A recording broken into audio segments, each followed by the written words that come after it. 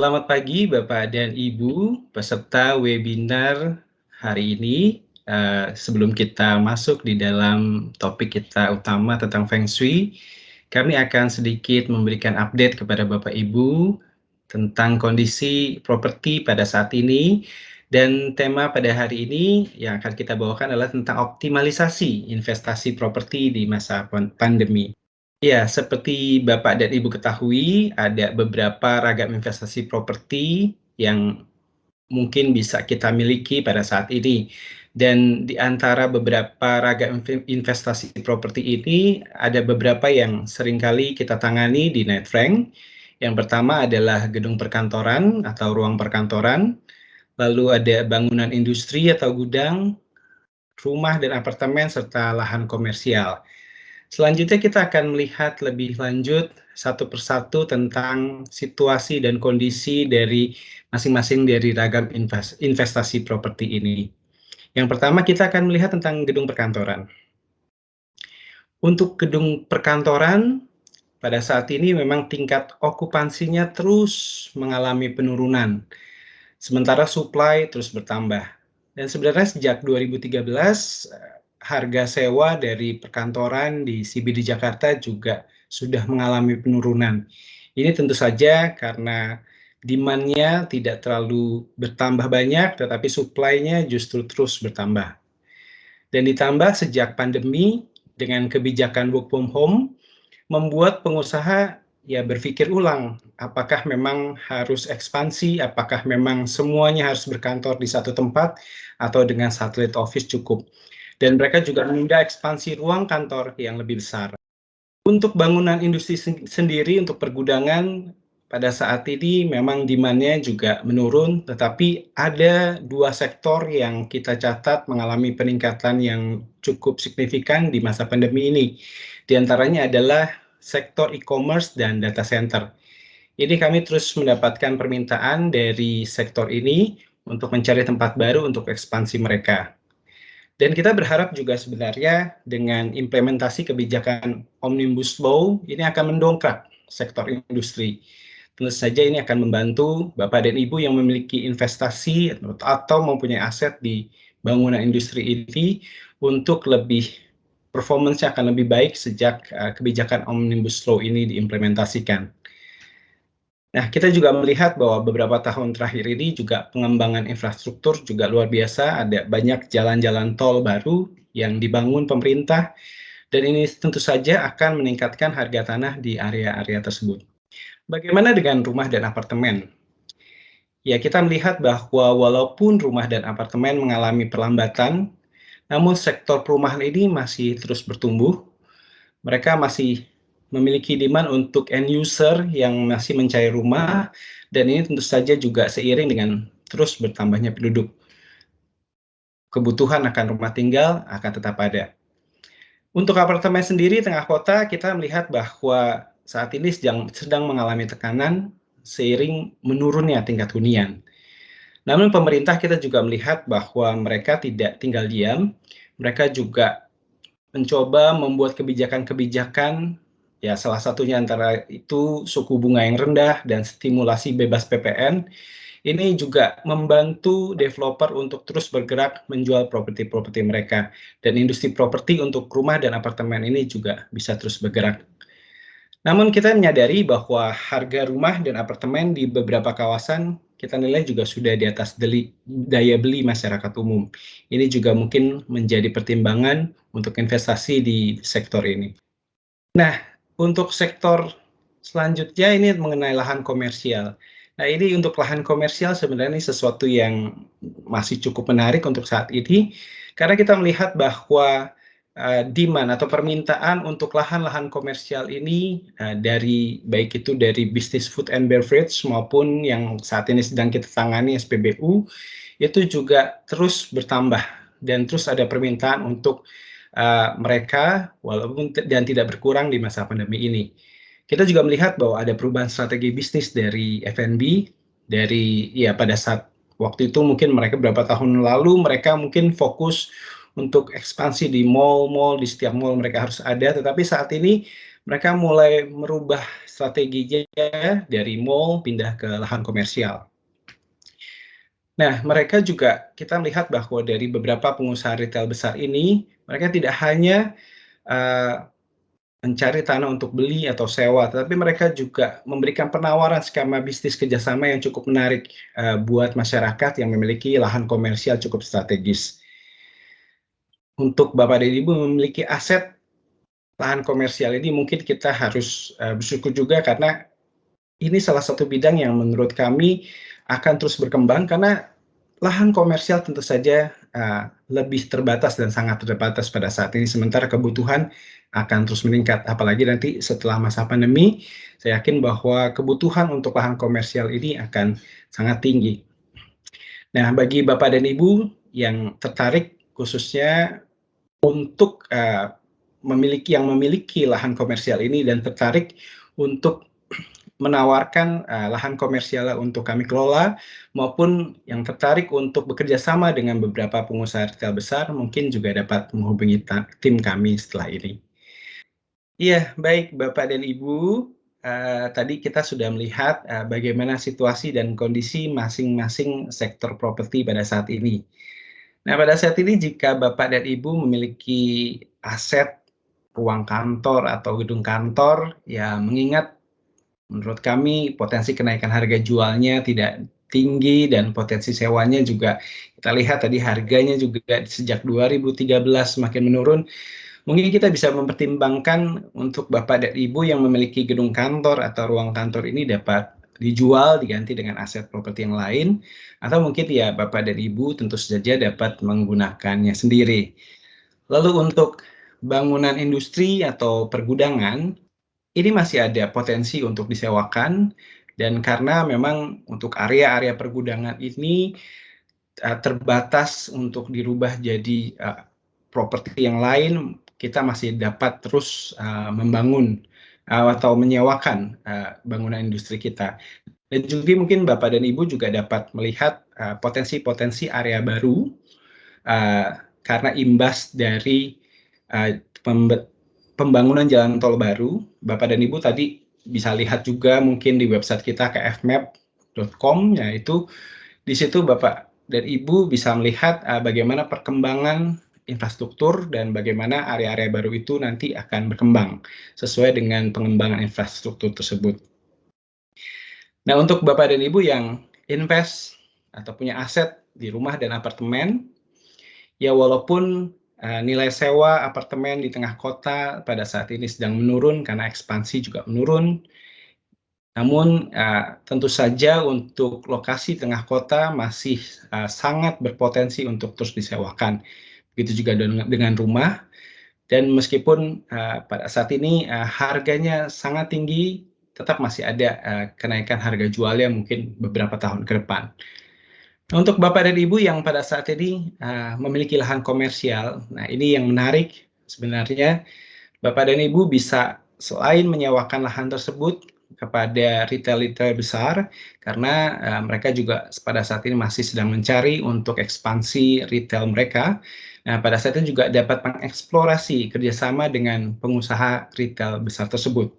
Mereka menawarkan berbagai skema yang menurut kami juga cukup menarik dan dapat menjadi alternatif untuk optimalisasi aset properti Bapak dan Ibu. Nah, jika Bapak dan Ibu mungkin tertarik untuk hal ini, lebih lanjut dapat juga berdiskusi dengan tim kami. Demikian Bapak dan Ibu, kiranya informasi ini dapat bermanfaat bagi Bapak dan Ibu sekalian. Selamat siang, saya ucapkan terima kasih. Selamat pagi Bapak Ibu. Hari ini kita akan membawakan topik Feng Shui 2024-2043 ya. Feng Shui 2024-2043 ini penting ya. Meskipun tadi topiknya adalah Feng Shui properti, kita spesifik akan bicara pada periode 2024-20 tahun berikutnya. Gitu. Nah, kenapa kita penting membahas ini karena banyak orang beranggapan feng shui itu fix ya, atau itu kalau sekali diterapkan maka itu abadi. Itu tidak benar. Feng shui mengikuti alam semesta dan sekarang sains sudah berhasil membuktikan bahwa sudut matahari itu berubah setiap 18, sekian sekian sekian. Orang zaman dahulu membulatkannya aja menjadi 20 tahun. Dan pada Feng Shui 2024-2023, maka keywordnya itu adalah energy, beauty, dan enlightenment. Ini apa artinya? Ini artinya fungsi rumah kita, kantor kita berubah. Tapi yang kedua adalah tren usaha, tren investasi, tren kehidupan juga berubah. Tiba-tiba orang digerakkan oleh suatu lokomotif yang berbeda dengan periode sebelumnya. Misalnya Feng Shui periode 2004 sampai 2023 ini adalah Feng Shui disebut dengan yang digerakkan adalah sektor properti, kemudian sektor spiritual, yoga dan lain-lain. Nah, untuk mempersingkat waktu, kita langsung menuju slide yang berikutnya. Nah, ini adalah kompas ya, kompas Feng Shui. Kompas Feng Shui itu berbicara tentang sebenarnya arah matahari relatif terhadap bumi. Ini yang menemukan adalah Fusi ya, jadi Fusi waktu mau menata banjir besar, yaitu ingin mengarahkan sungai, dia kewalahan, tidak mampu mengarahkan sungai ke arah mana ya, dan banjir tidak berhasil diatasi, dan tiba-tiba di tengah frustasinya di sungai itu muncul sebuah kura-kura dengan kira-kira ya di batoknya itu ada titik-titik tersebut, dan titik-titik di batok kura-kura itu kalau disederhanakan menjadi seperti yang di kanan, yaitu ada 1 titik, 6 titik, 5 titik, dan kemudian dirangkum lagi ini menjadi penemuan kompas pertama, dan dengan penemuan kompas pertama inilah sungai baru bisa ditata dengan baik. Tentu kita perlu membayangkan ya, kalau kita punya sebidang tanah 1000 tentu masih mudah kita menata ya parit di 1000 meter. Tapi kalau 1 hektar tanah menata parit, kalau kita nggak ada kompas, kita yakin udah lurus, tapi ternyata di ujungnya udah belok entah kemana. Tanpa kompas tidak mungkin kita bisa menata keadaan apapun. Nah, itu di kompas dalam kapasitas berbicara arah. Tapi ada satu hal juga ya tadi, cahaya matahari. Kompas juga berbicara tentang pengaruh matahari relatif terhadap keadaan sektor-sektor sesuai dengan 8 arah mata anginnya. Seringkali kita orang kota tidak bisa membedakan gitu, apakah timur dengan barat itu yang kita tahu lebih panas gitu. Tapi bagi kehidupan itu dampaknya sangat serius. Suatu bibit, misalnya bibit durian terbaik, kalau kita salah tanam, kita tanam di sektor barat, bagian barat dari tanah pertanian kita, maka kegagalan dari pertumbuhan tanaman durian tersebut akan lebih nyata, potensinya lebih besar kalau kita menanam di sektor timur dari tapak yang kita miliki. Tidak heran kenapa disebut timur itu adalah kayu, dan karena kayu kan melambangkan pertumbuhan, dan di barat kita melihat barat itu dengan lembayung. Kalau kita lihat ke jendela pulang kantor, bagi yang pulang cepat ya, ketahuan kalau ada yang pulang cepat juga. Itu kan sinarnya seperti sinar logam ya, emas kekuningan, perak gitu. Jadi tidak heran seringkali barat diidentikan dengan logam, dan logam itu merusak tanaman. Nah, itu kira-kira gambaran singkat dua komponen kompas dalam mempengaruhi arah, direksi, dan tadi kemampuan pertumbuhan penerimaan cahaya terhadap pengaruh makhluk hidup. Berikutnya. Nah, angka-angka yang dot-dot di kura-kura itu kemudian diterjemahkan ke dalam sebuah kompas yang lebih lengkap ya. Misalnya angka 9 itu mempengaruhi sektor selatan ataupun mewakili sektor selatan, 2 mewakili southwest ataupun barat daya, kemudian 7 logam mewakili barat, 6 mewakili barat laut, dengan kualitasnya misal 6 adalah leadership, Qianhua, ayah, dan lain-lain. Kemudian 1 utara ya dengan kualitas air, 8 dengan Zhenhua, kualitas gunung, spiritual, yoga, pengetahuan, kemudian 3 mewakili thunder ataupun argumentatif, lawyer, dan lain-lain. 4 mewakili akademik, mewakili apa itu namanya pertumbuhan, kesehatan, dan lain-lain. Nah, ketika kita berbicara sektor-sektor di dalam keadaan kecil, ini mewakili sektor. Tapi ketika kita berbicara tentang waktu, angka-angka ini berbicara tentang pengaruh satu periode, yaitu sains sekarang menemukan yaitu 18, sekian tahun. Tapi Feng Shui orang zaman dahulu mungkin ya tentu nggak akurat ya. Dibulatkan aja satu angka ini berkuasa 20 tahun. Dan tadi 20 tahun energi itu berubah. Masing-masing angka 5, 6, 7, 8 itu bisa merupakan angka-angka kompas, tapi juga bisa melambangkan periode sudut matahari berubah secara global. Dan periode-periode ini, misalnya periode 6, itu dikuasai oleh energi logam, ataupun disebut energi barat laut.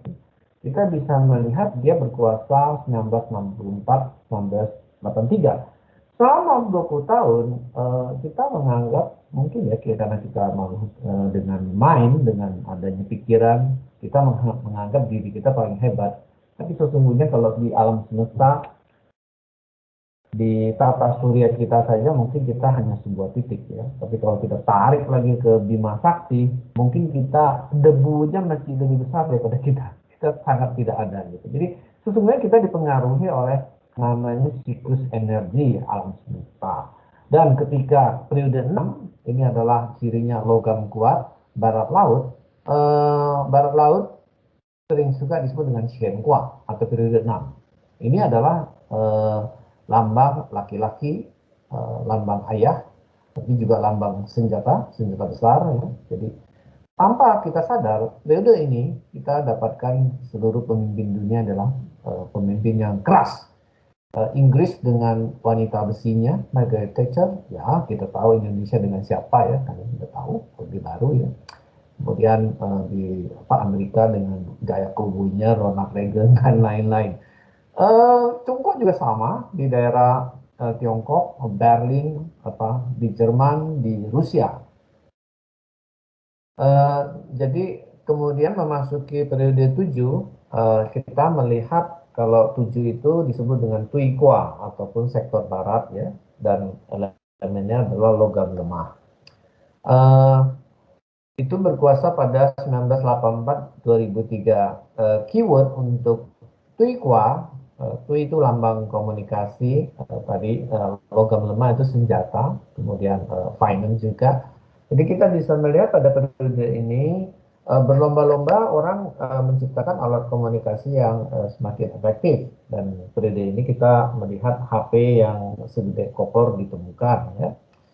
Kemudian juga orang berlomba-lomba go public ya, bursa saham di setiap negara baru memulai ya. Meskipun bursa saham di Amerika sudah 100 tahun lalu ya, sudah ada ya dibandingkan kita, tapi kita bisa melihat bahwa tren itu menjadi global gitu. Tren itu berlangsung ke semua daerah, semua negara gitu. Dan pada periode ini juga kita melihat ya banyak keributan ya, mulai senjata, terorisme, dan lain-lain. Kemudian kita memasuki periode 8, yaitu 2004-2023. 8 itu disebut dengan Genhua, itu Genhua atau mountain ataupun gunung. Kita kalau ke gunung kita beristirahat, kita ingin tenang, dan pada saat ini kita bilang diterjemahkan ya, karena Genhua juga lambangnya tanah, berarti kan properti, pengetahuan, dan pertumbuhan spiritual. Pada saat periode ini kita melihat trending tentang meditasi, tentang spiritual, guru-guru spiritual mudah dicari. Coba kita bayangkan 2004 sebelumnya, ini tidak ada, tidak terlalu mudah untuk mencari seorang guru yoga ataupun guru spiritual ya. Dan pertumbuhan properti juga paling hebat di periode ini. Nah, ada apa yang periode berikutnya, yaitu periode 9. Next. Ini yang perlu kita tahu, yaitu periode 9 bagaimana. Nah, Feng Shui periode 9 yaitu 2023 2024 ya. Kurang lebih ya, karena kita bicara energi bukan bicara linear ya. Kita bicara energi bicara kurva, apa ya namanya, kurva siklus ya. Jadi seperti cycle gitu. Jadi kadang-kadang periode 9 ini sudah datang, dan setiap kali pergantian periode kalau kita perhatikan pergantian periode 7 ke 8 terjadi krisis.com ya, apa tuh namanya, peristiwa eh, Wood Center ya, .com crash dan lain-lain. Ini periode 9 menuju periode 989. Ada satu lagi yang kita hadapi ya seperti saat ini, yaitu pandemi ya. Bisa jadi ya, merupakan suatu perubahan energi mengakibatkan perubahan krisis ya, ataupun kalau kita lihat dari musim panas menuju musim hujan, kita bisa sering sakit. Kemudian dari musim hujan ke musim panas kembali lagi kita sakit. Nah, inilah pancaroba pertukaran energi dalam alam semesta. Ya, pergantian periode tersebut. Nah, kata kunci dari periode 9 itu energi, beauty, dan enlightenment. Enlightenment. Periode 9 atau Li Kwa itu adalah api, lambangnya juga wanita, lambangnya juga adalah semangat, energi tadi. 9 juga merupakan lambang pencerahan, karena hampir semua tradisi sepakat pada mereka nggak ngumpul ya. 9 seperti Borobudur yang tertinggi itu mewakili yang 9 itu adalah pencerahan. Kemudian kita kadang nggak beberapa orang mungkin yang sudah menerapkan Feng Shui seringkali punya anggapan yang keliru seolah-olah Feng Shui itu abadi. Tidak. Karena setiap periode berubah, Feng Shui berubah, energi berubah. Dan kalau dia berubah, maka good Feng Shui yang kita nikmatin saat ini, misalnya di periode 8, tiba-tiba bisa berubah bisa menjadi semakin bagus, tapi bisa juga tidak fit lagi dengan keadaannya. Kemudian kalau kita melihat dari data ya, dari data setiap periode ini, maka periode 9, 9 di Li Hua ataupun sektor selatan, dia tiba-tiba menjadi lebih menarik. Jadi ada dua bagian yang menarik, selatan dan opposite-nya ataupun 180 derajatnya, itu adalah utara. Maka tiba-tiba di daerah ini, misalnya Jakarta Selatan, Jakarta Utara, setiap kota di dunia, di negara-negara akan mengalami ini. Bagian selatannya akan lebih hidup, lebih menarik. Entah kenapa orang tiba-tiba merasa ingin punya rumah di situ ya, dan lain-lain. Intinya di mana ada yang menarik, di situ ada yang ngumpul, dan di situ ada yang ngumpul, di situ ada duitnya, di situ ada uangnya. Sama seperti semut, di mana ada gula, di situ ada semutnya. Kita juga sama. Kita manusia ya, kalau orang yang rasionalis mengatakan manusia makhluk rasional ya, tapi berkaca kepada kehidupan enggak juga gitu ya. Manusia irasional, seringkali irasional itu yang namanya sixth sense ataupun bakat alami yang lebih membuat keputusan tersebut. Nah, inilah yang kita katakan, kita nggak berkuasa ketika alam semesta yang tidak berada dalam pikiran kita mempengaruhi kita. Contohnya misalnya bulan purnama, bulan purnama karena cahaya bulan lebih dekat dengan posisi di bumi, maka terjadi pasang naik ya. Kemudian libido seksualitas juga meningkat gitu. Merata gitu. Jadi kalau bahkan dibuat nyanyi kan, yang Pai Prabotosin, bulan mewakili hati saya. Orang tiba-tiba jadi romantis ketika bulan itu. Dan kepiting juga sibuk mencari pasangan. Jadi kalau mau cari kepiting ada telur, ya jangan dicari pada saat bulan purnama, nggak ada telurnya. Dia sibuk mencari pasangan dan lain-lain. Nah, inilah yang kita bilang ketika fungsi berubah, periode berubah, maka kehidupan berubah. Orientasi bisnis tadi ya, karena sesuatu yang menarik itu bergerak ke utara dan selatan, maka orientasi bisnis dan investasi juga harusnya berubah. Dan kalau kita bisa memahami ini dengan baik, kita tiba-tiba ya seperti memiliki six sense yang luar biasa, sense yang luar biasa, sehingga namanya tepat waktu, tepat tepat sasaran ya. Next. Nah, berkaitan dengan itu, saya bicara tentang feng shui ya, bicara rumah, kantor, gitu. Ada beberapa yang harus dilakukan dalam rangka kita bilang kita mengejar feng shui periode 9. Paling gampang tentu bagi yang punya budget berlebih, bangun kantor baru ataupun rumah baru. Tapi kan tidak semua orang memiliki kapasitas itu untuk melakukannya. Mungkin yang berikutnya gitu, orang kuno mengatakan untuk mengubah energi itu sesuai dengan periode 9, buka atap. Gitu. Karena ketika buka atap, uh, feng shui energi itu bicara tentang manusia, langit, dan bumi. Jadi rumah itu bumi, manusia manusianya. Gitu. Ketika langit dibuka, atap dibuka, maka energi langit tentu lebih besar dibandingkan manusia dan bumi itu sendiri bangunan. Maka penggantian rooftop, pembukaan rooftop itu mengubah keadaan energi di dalam rumah tersebut. Tapi kita apa ya? Saya suka dengan kutipan Cukul yang jangan selalu kita mengutip ilmu kuno kalau kita nggak beradaptasi dengan keadaan sekarang. Apartemen 20 lantai, 50 lantai, 70 lantai, rooftopnya di mana?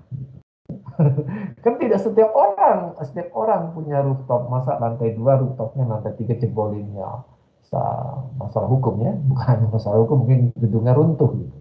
Tentu tidak, ajaran kuno tersebut tidak applicable di dalam kehidupan modern. Nah, eh, kita ya yang praktisi fungsi mengatakan nggak bisa rooftop, kita main door aja pintu utama. Kenapa pintu utama bisa ya?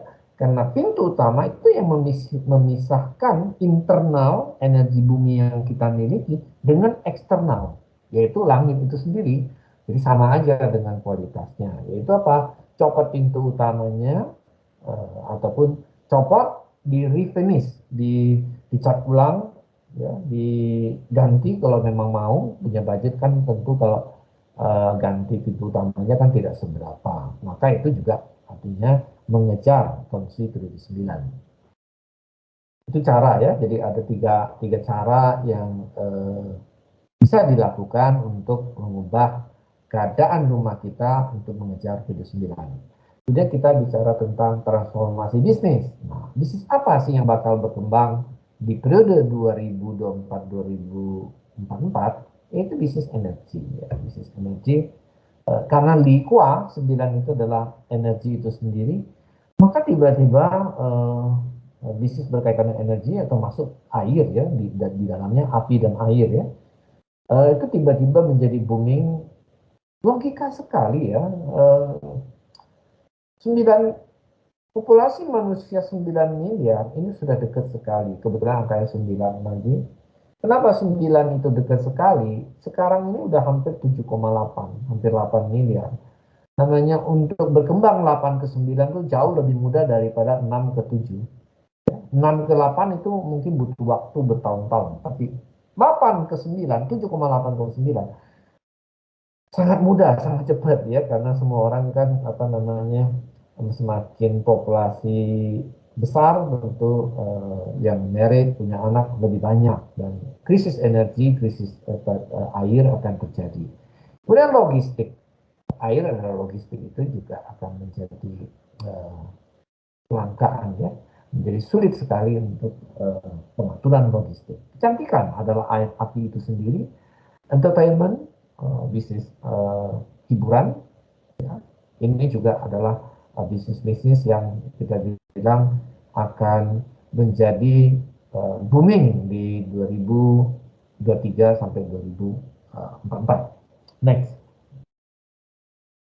Ya, Jadi kira-kira itu yang bisa saya sharingkan. Jadi mudah-mudahan Bapak Ibu bisa informasi ini sedikit mengubah ataupun sedikit memberikan insight sehingga apa yang mesti dilakukan ketika keadaan berubah, energi berubah. Ya, salah satunya ya kita kita tentu harus mengubah diri kita ya, tapi lebih penting kita mengikuti tren yang berjalan karena siapa yang mengikuti tren tentu menunggang angin jauh lebih mudah daripada menunggang apa yang kita mau gitu ya, karena mengikuti tren ketika arus besar itu datang maka kita tidak terlalu terlalu mengeluarkan effort untuk mendayung ya, karena kalau kita ikutin angin maka perahu kita akan berlayar jauh lebih mudah, jauh lebih tidak mengeluarkan usaha dan energi yang besar. Jadi kira-kira seperti itu. Terima kasih telah mendengarkan sharing saya.